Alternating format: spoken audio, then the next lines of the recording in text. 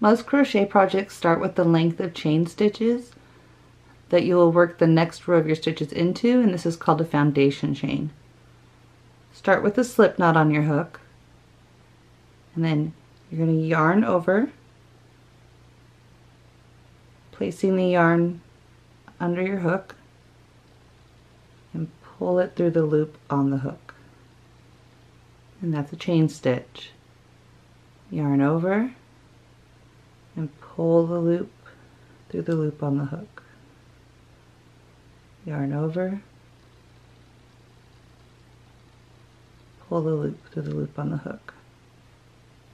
Yarn over, pull the loop. And you just keep repeating, making the chain stitch until you have the number of chains that are needed for a crochet project.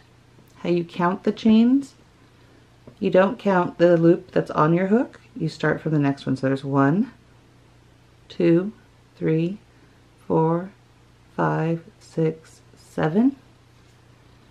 In the parts of a chain, you can see that the V's for each stitch, and if you flip it over, there's a little belly or back bump.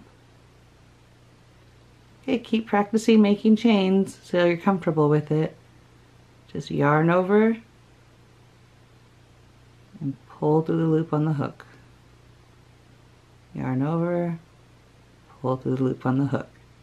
Make several foundation chains until you get it down.